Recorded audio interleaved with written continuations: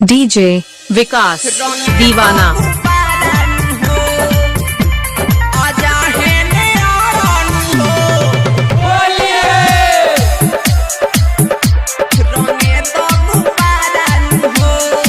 DJ विकास Dumri.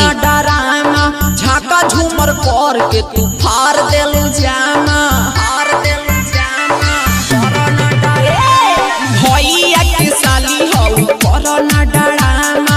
DJ विकास 9135662566। याद गही बारानु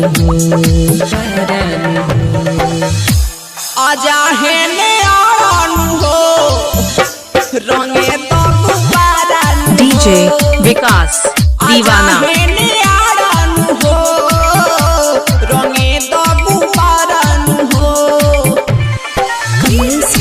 studio Aslam बाबू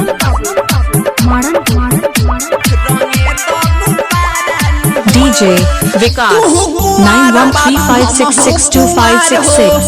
होली में हमके बना लो ना भतार हो, खाली होली भर खाती तू कुंवार बात हम हो कुंवार हो। डीजे विकास दीवाना। कमर लागे तो हर घड़ानु हो आजा है नियारानु हो डीजे हाई विकास रंगे दो गुबारानु हो। अरे रंगे दो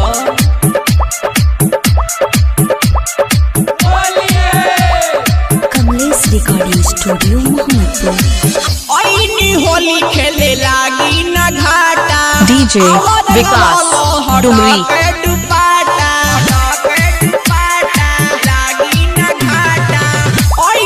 होली खेले लागी न घाटा। डीजे विकास दीवाना। आज देखा दो नजारानु हो नजारानु आजा है नियारानु हो। डीजे विकास डुमरी। आजा है नियारानु हो रंगे दो गुबारानु। डीजे विकास 9135662566।